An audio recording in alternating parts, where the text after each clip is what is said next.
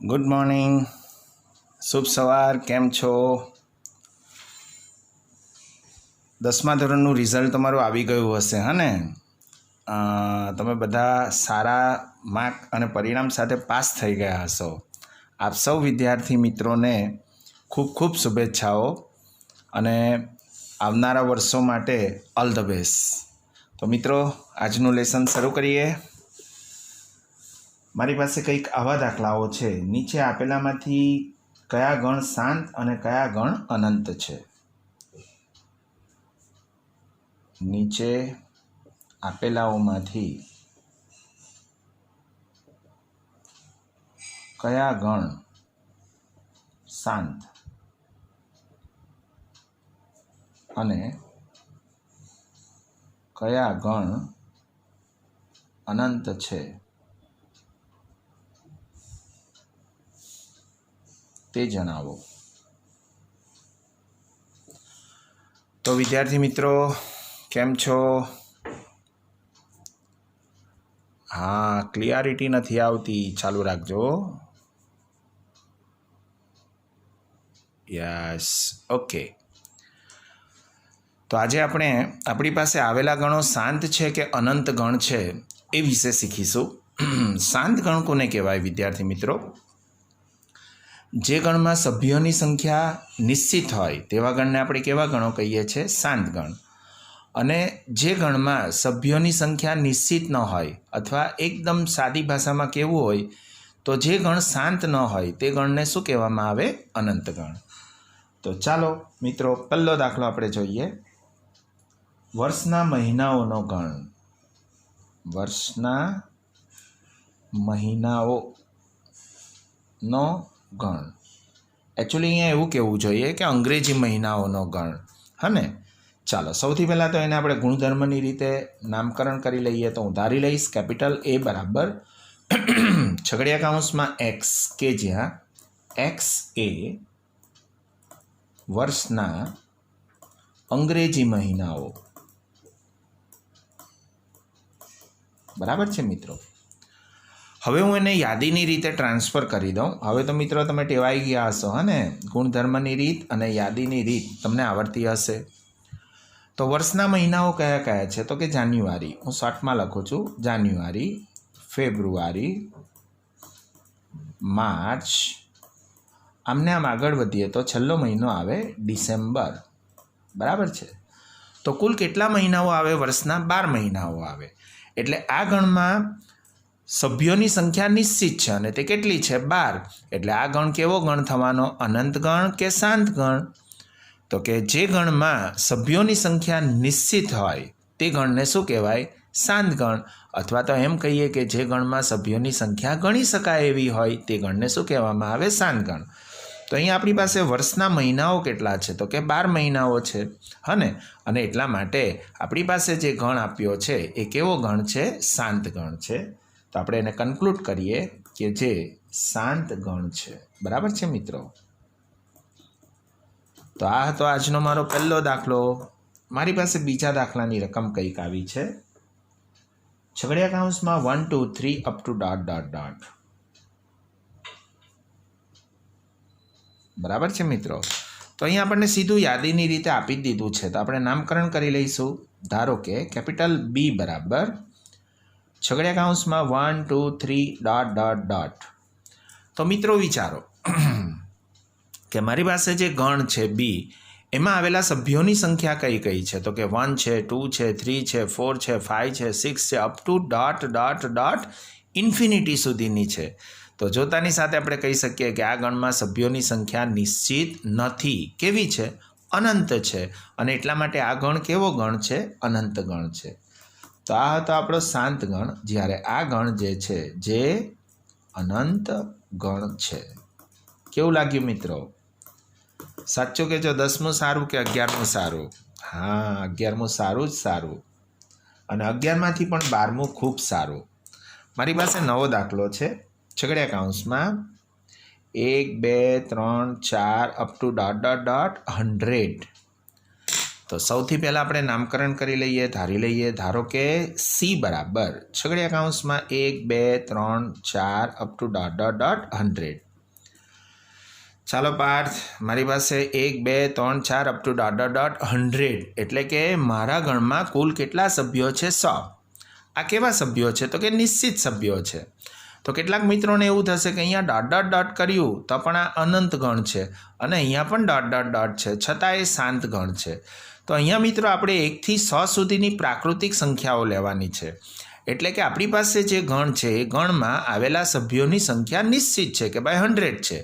જ્યારે આ ગણની અંદર આપણને ખબર નથી કે કેટલા સભ્યો છે, એ અનિશ્ચિત છે.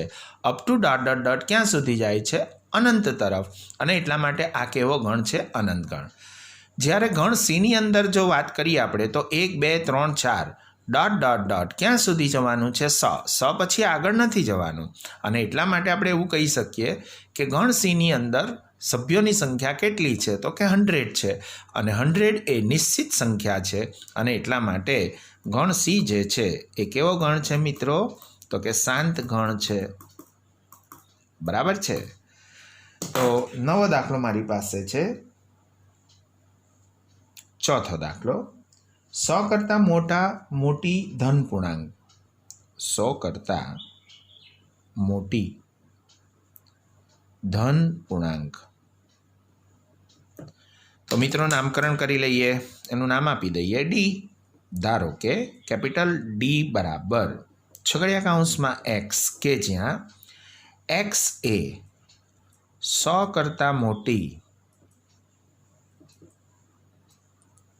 ધન પૂર્ણાંક. તો આ તો ગુણધર્મની રીત. એને આપણે તાત્કાલિક યાદીની રીતે ફેરવીએ તો ધેરફોર મારા ગણ ડીની અંદર કયા કયા ઘટકો આવશે? તો મારો લેખક એવું કહે છે કે એવા તમામ એક્સ લેવાના. જ્યાં આપણો એક્સ કેવો છે? તો કે 100 કરતાં મોટી. 100 કરતાં મોટી સંખ્યાઓ કઈ? અને તે પણ પાછી કેવી હોવી જોઈએ? પૂર્ણાંક. અને પૂર્ણાંકમાં પણ કેવી હોવી જોઈએ? ધન પૂર્ણાંક. તો 100 કરતાં મોટો પહેલો ધન પૂર્ણાંક કયો આવશે? તો કે 101. બરાબર છે. ત્યાર પછી કયો આવશે? તો કે 102, 103, 104. આમને આમ હું લખતો જાઉં તો એ અનંત તરફ જતો ગણ છે. અને 100 કરતાં મોટી. પછી તેમાં 1,25,526 લઉં તો તે પણ લેવાય. ઇન શોર્ટ 100 કરતાં મોટી જેટલા પણ ધન પૂર્ણાંકો છે એ બધા આપણે લેવા પડે. તો મારા ગણ ડીની અંદર આવતા ધન પૂર્ણાંકો કયા કયા થશે? તો ગણ ડીમાં આવતી સંખ્યાઓ 101, 102, 103, 104 up to dot dot dot. તો આ ગણ કઈ તરફ જાય છે? તો કે અનંત તરફ જતો ગણ છે. અને એટલા માટે આપણે કહી શકીએ કે જે કેવો ગણ છે? અનંત ગણ છે. બરાબર છે મિત્રો. તમારી પાસે નવો દાખલો છે 5મો. અને 5મા દાખલાની રકમ કંઈક આવી છે 99 કરતાં નાની અવિભાજ્ય સંખ્યાઓનો ગણ. 99 કરતાં નાની અવિભાજ્ય સંખ્યાનો ગણ. તો સૌથી પહેલાં એનું નામકરણ કરી દઈએ. ડી સુધી પહોંચી ગયા છે તો ફરી પાછા એ ઉપર જઈએ. એટલે હું ધારી લઉં છું. ધારો કે કેપિટલ એ બરાબર છગડીયા કૌંસમાં એક્સ, કે જ્યાં એક્સ એ 99 કરતાં નાની અવિભાજ્ય સંખ્યાઓ. ચાલો તો આને હું યાદીની રીતે ફેરવી નાખું તો ગણ એમાં કયા કયા ઘટકો હશે? તો કે 99 કરતાં નાની અવિભાજ્ય સંખ્યા. સૌથી નાની અવિભાજ્ય સંખ્યા કઈ સિમરન? 2, પછી 3, પછી 5, પછી 7. હને? તો આપણને અવિભાજ્ય સંખ્યાઓ ઓળખતા આવડે છે તો લખતા જઈએ. 2, 3, 5, 7, 9. 9 આવે? નહીં આવે. 9 તો વિભાજ્ય સંખ્યા છે. 10 નહીં આવે. 11 હા આવે. 11, 13, 17, 19. આમને આમ લખતા જઈએ તો ક્યાં સુધી લખવાની છે? તો કે 99થી નાની. 99થી નાની સંખ્યાઓ જો જોઈએ તો છેલ્લી અવિભાજ્ય સંખ્યા મારી પાસે કઈ થશે? તો કે 97. બરાબર છે. અને અહીંયા મારો ગણ પૂરો થઈ જાય છે. તો મિત્રો આ પણ આવો જ દાખલો થયો કે 1 2 3 4 up to dot dot dot 100 એટલે કે 1 થી 100 સુધીની પ્રાકૃતિક સંખ્યા મળતી હતી. તેમ અહીંયા આપણી પાસે 99 કરતાં નાની અવિભાજ્ય સંખ્યાઓમાં કઈ કઈ સંખ્યાઓ આવે? તો કે 2 આવે, 3 આવે, 5 આવે, 7 આવે, 11, 13, 17, 19, 23 ... 99થી નાની કઈ તો કે 97. તો અહીંયા પણ તમે જોઈ શકો છો કે સભ્યોની સંખ્યા જે છે તે સુનિશ્ચિત છે અને જ્યારે સભ્યોની સંખ્યા સુનિશ્ચિત થતી હોય તો એ ગણ કેવો ગણ થશે તો કે એ શાંત ગણ થશે. આ અનંત નથી તો કે જે શાંત ગણ છે. તો મિત્રો જોયું કેટલા સરસ મજાના દાખલાઓ તમારી સામે ઉપલબ્ધ છે. અને મારો છઠ્ઠો દાખલો છે એક્સ અક્ષને સમાંતર રેખાઓનો ગણ. એક્સ અક્ષને સમાંતર રેખાઓનો ગણ. તો નામકરણ કરી લઈએ, ધારી લઈએ. ધારો કે કેપિટલ બી બરાબર છગડિયા કૌંસમાં એક્સ કે જ્યાં એક્સ એ એક્સ અક્ષને સમાંતર રેખાઓ. તો રૂપક એક્સ અક્ષને સમાંતર રેખાઓ કેટલી આવે તો કે બહુ બધી આવે. આ મારો એક્સ અક્ષ છે અને આ મારો વાય અક્ષ છે. આ જો મારો એક્સ અક્ષ હોય તો એક્સ અક્ષને સમાંતર રેખા કેટલી દોરી શકાય તો અસંખ્ય દોરી શકાય, અપ ટુ ... હે ને. એનો મતલબ એવો થઈ ગયો કે એક્સ અક્ષને સમાંતર રેખાઓ કેટલી છે તો કે અનંત છે. તો જોતાની સાથે આપણે કહી શકીએ કે આ ગણ જે છે એ કેવો ગણ છે તો કે જે અનંત ગણ છે. એ જ રીતે આવો બીજો દાખલો મારે પૂછવો હોય તો શું પૂછી શકાય તો કે વાય અક્ષને સમાંતર રેખાઓનો ગણ. વાય અક્ષ એટલે ઊભો અક્ષ, એને સમાંતર રેખા તમે દોરતા જાઓ તો અસંખ્ય રેખાઓ દોરી શકાય. તો એ ગણ પણ કેવો ગણ છે? અનંત ગણ છે. તો મિત્રો આજના દાખલાઓ તમને ખૂબ મજા આવતી હશે અને ખૂબ ઇન્ટરેસ્ટ લાગ્યો હશે કે વાવ. હને તો ચાલો, હજુ તો બહુ બધા દાખલાઓ છે, આગળ વધીએ.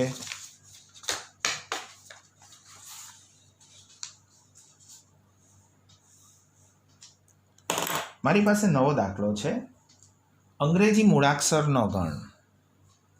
7મો દાખલો અંગ્રેજી મૂળાક્ષરો નો ગણ. તો નામકરણ કરી લઈએ આપણે. ધારી લઉં છું, ધારો કે કેપિટલ એ નામ આપી દઈએ. તો કેપિટલ એ બરાબર છગડિયા કૌંસમાં એક્સ. જો મિત્રો પ્રેક્ટિસ પણ થવા માંડી કે આપણને ગુણધર્મની રીતે લખતા આવડી ગયું, ગુણધર્મમાંથી યાદીમાં જતા આવડી ગયું અને યાદીની રીત ઉપરથી નક્કી કરતા આવડી ગયું કે શાંત ગણ છે કે અનંત ગણ છે. હને તો છગડિયા કૌંસમાં એક્સ કે જ્યાં એક્સ એ અંગ્રેજી મૂળાક્ષરો.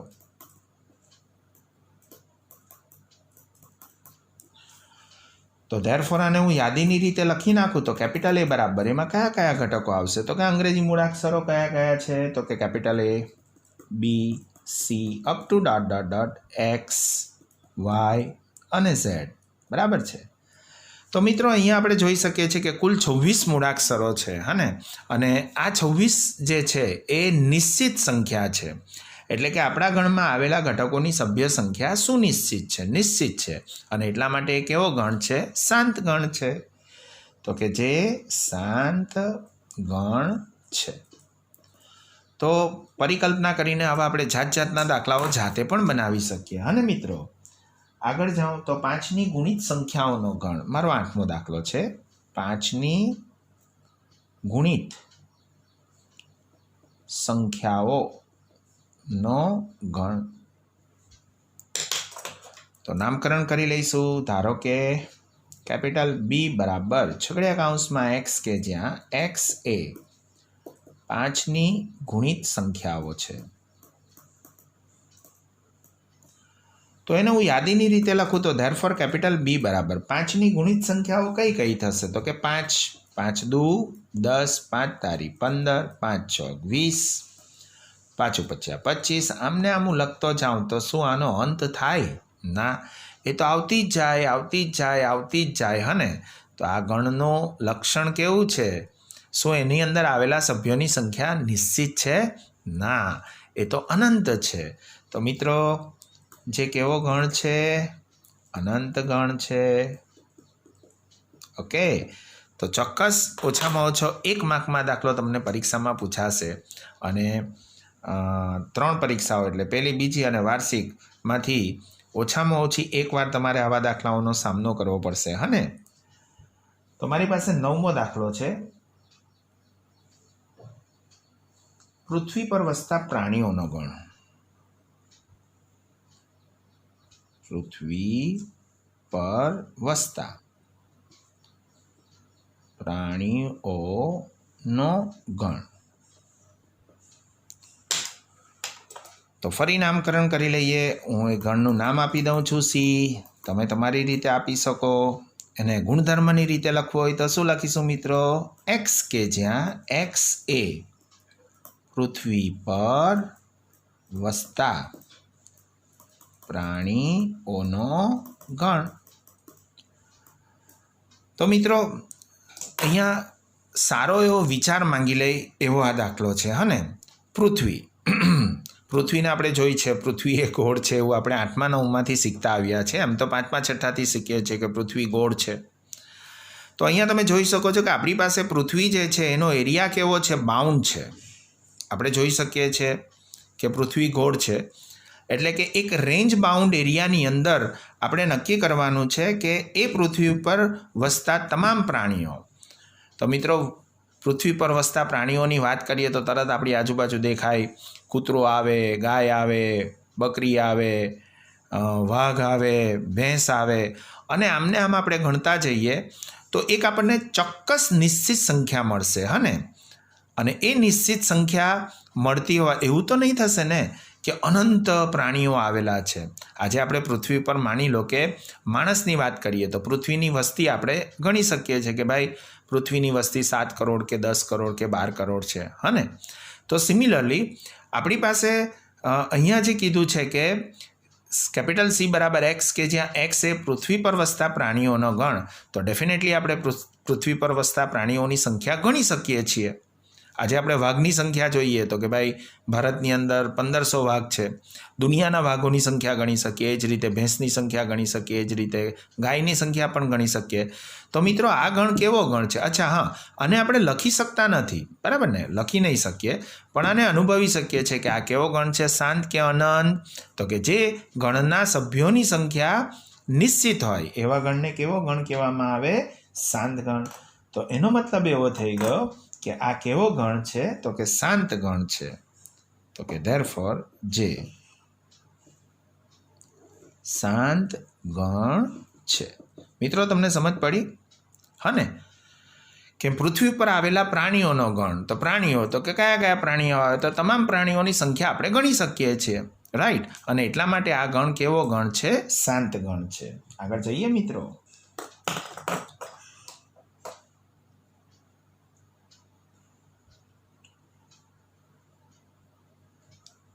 મારી પાસે 10મો દાખલો છે. ઉગમ બિંદુ 0, 0માંથી પસાર થતા ઉગમ બિંદુ O00 માંથી પસાર થતા વર્તુળ નો ગણ. ચાલો દિવ્યા, સૌથી પહેલાં તો નામકરણ કરી લઈએ. ધારો કે સી, આ સી છે તો આને શું નામ આપી દઈએ? ડી. ધારો કે ડી બરાબર છગડિયા કૌંસમાં એક્સ, કે જ્યાં એક્સ એ 0, 0માંથી પસાર થતા વર્તુળો. બરાબર છે? તો ચાલો ને મિત્રો હું તમને અહીંયા સમજાવવાનો પ્રયત્ન કરું. હે ને? આ મારી પાસે વાય અક્ષ છે અને આ મારી પાસે એક્સ અક્ષ છે, અને આ મારું શું છે? ઉગમ બિંદુ છે O00. રાઈટ? હવે ઉગમ બિંદુમાંથી પસાર થતા વર્તુળો કેટલા મળે? તો કે આ 1, 2, 3, 4, 5, 6, 7, 8, 9, 10, 11. આ તો જસ્ટ મેં તો અહીંયા જ કર્યું. અરે આમ પણ દોરી શકાય. જુઓ જુઓ જુઓ જુઓ જુઓ જુઓ કેટલા બધા વર્તુળો મળે છે. અરે આમ પણ દોરી શકાય. હા ને? અરે મને કહેવા દો કે આમ કરીને જતું વર્તુળ હોય તે પણ દોરાય. અરે આ તો થોડા જ થયા. આખી જિંદગી હું ઉગમ બિંદુમાંથી પસાર થતા વર્તુળો દોરી શકું. હે ને? તો શું આ વર્તુળોની સંખ્યા નિશ્ચિત છે? ના, એ અનંત વર્તુળો છે. જેમ આપણે જોયું કે એક્સ અક્ષને સમાંતર રેખાઓ, તો કે એક્સ અક્ષને સમાંતર રેખાઓ અસંખ્ય છે. તો એ જ રીતે ઉગમ બિંદુમાંથી પસાર થતા વર્તુળોની સંખ્યા પણ કેવી થશે? તો કે એ પણ અનંત થશે. તો મિત્રો, તમારા સમજમાં વાત આવી? Very nice. તો આને પણ હું લખી શકું જે અનંત ગણ છે. ઓકે, મારી પાસે 11મો દાખલો છે. સમતલમાં આવેલ સમકેન્દ્રી વર્તુળોનો ગણ. સમતલમાં આવેલ સમકેન્દ્રી વર્તુળો. એ કેવું લાગ્યું તમને? વર્તુળો લખવાની મારી સ્ટાઇલ? આમ કરીને રાઉન્ડ કર્યું એટલે વર્તુળ થઈ ગયું. બાજુમાં કાનો માત્ર લખી દીધો તો વર્તુળ થઈ ગયું. પહેલી વાર જેવો છે, હે ને? આ મારું ઇન્વેન્શન છે. સમતલમાં આવેલ સમકેન્દ્રી વર્તુળોનો ગણ. ચાલો કેપિટલ એ કહી દઈએ ને. ધારો કે કેપિટલ એ બરાબર છગડિયા કૌંસમાં એક્સ, કે જ્યાં એક્સ એ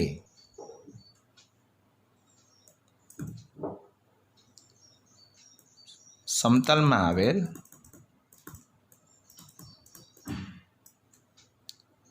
વર્તુળોનો ગણ.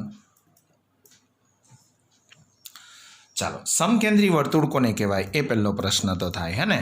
તો તમે 9મા 10માની અંદર ભણ્યા હશો કે આ કેન્દ્ર હોય તો આ જે બધા વર્તુળો થવાના, હા ને, આ બધા કેવા વર્તુળો થવાના? તો કે સમકેન્દ્રી, જેનું કેન્દ્ર એક જ હોય અને ત્રિજ્યા અલગ અલગ હોય, એવા વર્તુળોને આપણે શું કહીએ છીએ? સમકેન્દ્રી. તો જોતાની સાથે લગભગ 90% છોકરાઓ ક્લિયર થઈ ગયા હશે. કેટલા વર્તુળો દોરી શકાય? તો કે અસંખ્ય વર્તુળ દોરી શકાય, હા ને? અને એટલા માટે એવું કહી શકાય કે આ ગણ પણ કેવો છે? તો કે અનંત ગણ છે. તો કે જે અનંત ગણ છે. તો મિત્રો, મજા આવી તમને? થોડા દાખલા હું હોમવર્કમાં આપું? હા, આપણે ઘણા દિવસથી હોમવર્ક આપતા નથી, તો ચાલો ને થોડા દાખલાઓ આપણે હોમવર્કમાં લખીએ અને તમે પણ તમારું કન્ટેન્ટ તપાસી શકો, ચકાસી શકો. જો કોઈ દાખલો ન આવે તો મને વોટ્સઅપ ઉપર અથવા ફોન ઉપર વાત કરી શકો. બરાબર ને સિમરન? તો લ્યો, તમારા માટે કેટલાક દાખલાઓ હું અહીંયા હોમવર્કમાં લખું છું. હું પાછલા પાના ઉપર જતો રહું, હા ને? ચાલો, મેં 5-7 દાખલાઓ તમારા માટે કાઢ્યા છે. અચ્છા, એક દાખલો હું ગણી નાખું એટલે ક્લિયર થઈ જાય. આ 12મો દાખલો હું ગણી નાખું છું. અયુગ્મ પ્રાકૃતિક સંખ્યાઓનો ગણ. અયુગ્મ પ્રાકૃતિક સંખ્યાઓનો ગણ. તો નામકરણ કરી લઈએ. તો ધારો કે કેપિટલ બી બરાબર છગડિયા કૌંસમાં એક્સ, કે જ્યાં એક્સ એ અયુગ્મ પ્રાકૃતિક સંખ્યાઓ. ચાલો, તો એને યાદીની રીતમાં ટ્રાન્સફર આપીએ તો અયુગ્મ પ્રાકૃતિક સંખ્યાઓ કઈ કઈ થાય? 2, 4, 6, 8, 10 up to dot dot dot, હા ને? ના હો, 2, 4, 6, 8, 10 એ તો યુગ્મ છે.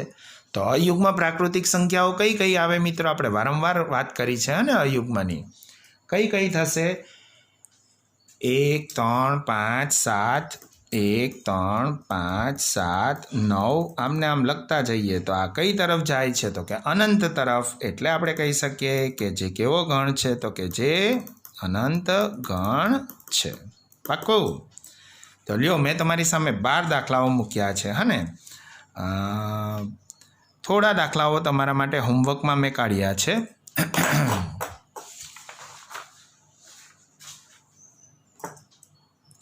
તો ચાલો મિત્રો, કેટલાક દાખલાઓ આપણે હોમવર્કમાં લખીએ.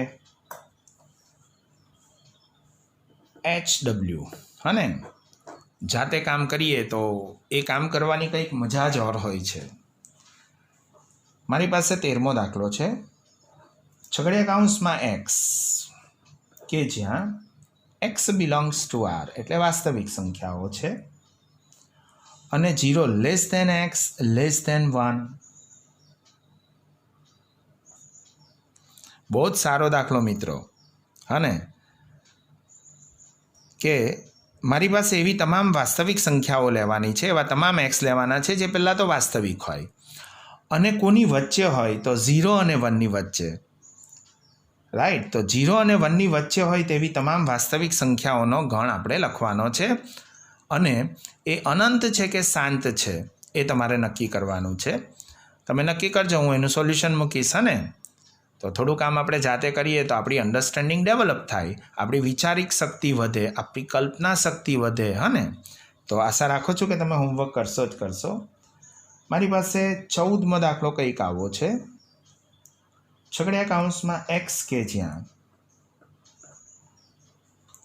x is less than 100, x is less than 100 નહીં 200 છે, 200, comma x belongs to n. ચાલો હું કહી દઉં તો સસ્પેન્સ ન રહે. ને એટલે મને વિશ્વાસ છે કે તમે આનું પોસ્ટમોર્ટમ કરશો. પહેલાં તો નામકરણ કરશો, ગુણધર્મની રીત તમને આપી જ છે, એમાંથી તમે એને શામાં ફેરવશો? યાદીમાં. અને પછી તમે ડિસાઇડ કરશો કે શાંત ગણ છે કે અનંત ગણ. મારી પાસે નેક્સ્ટ સમ્સ તમારા માટે હોમવર્કમાં રાખ્યો છે. એ કંઈક આવો છે. છગડીયા કૌંસમાં x કે જ્યાં x less than 5, comma x belongs to z. મિત્રો જોયું ને, પહેલા દિવસે જે આપણે n, z, q, r ભણેલા એ હવે વારંવાર આપણી સામે ઉપસ્થિત થવા માંડ્યા છે.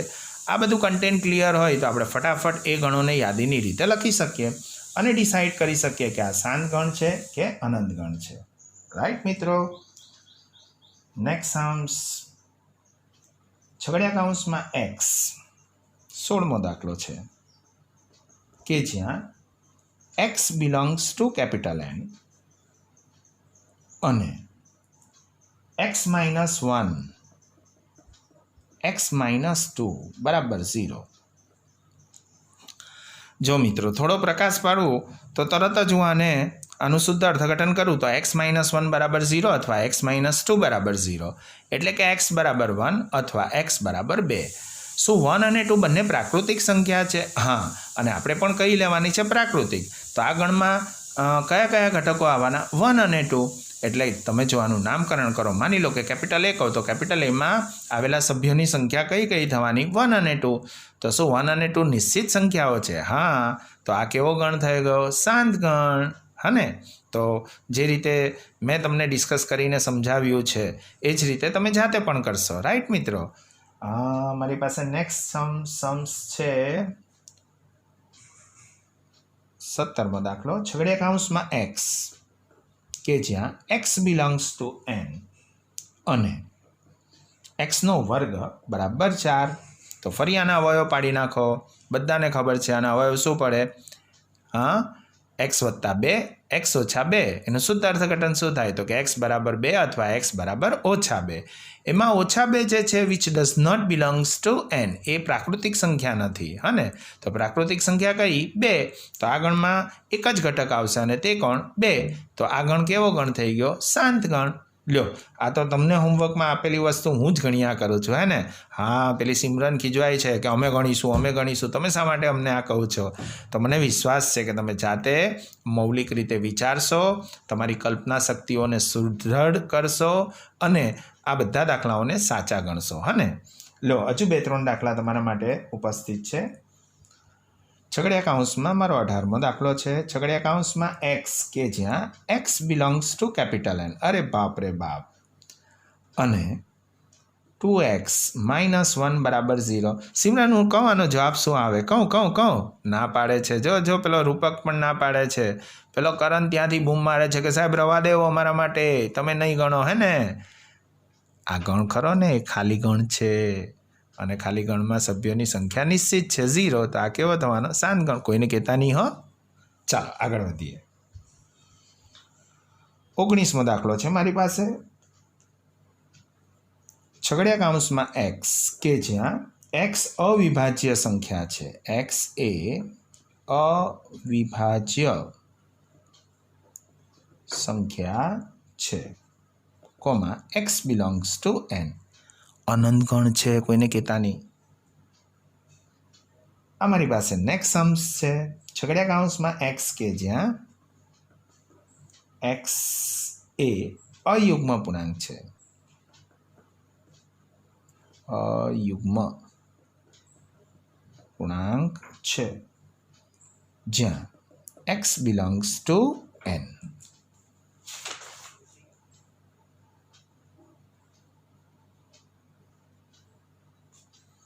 તો મિત્રો મારી પાસે આટલા દાખલાઓ તમારા માટે હોમવર્ક માટે છે.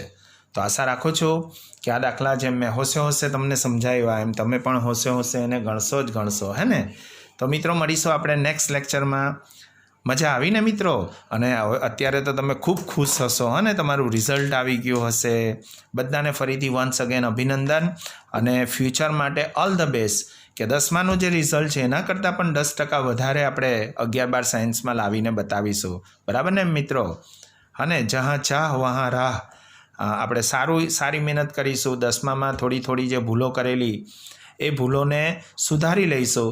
તો મને વિશ્વાસ છે ચોક્કસ તમે 11-12 સાયન્સમાં આનાથી સારું અને ઊંચું રિઝલ્ટ પ્રાપ્ત કરી શકશો. સો વન્સ અગેન ઉત્તીર્ણ પાસ થયેલ તમામ વિદ્યાર્થીઓને ખૂબ ખૂબ અભિનંદન અને શુભેચ્છાઓ. અને મળીશું નેક્સ્ટ લેક્ચરમાં. ત્યાં સુધી અલ્પવિરામ. સ્વસ્થ રહો, મસ્ત રહો અને વ્યસ્ત રહો. Stay at home. Take care. આવજો.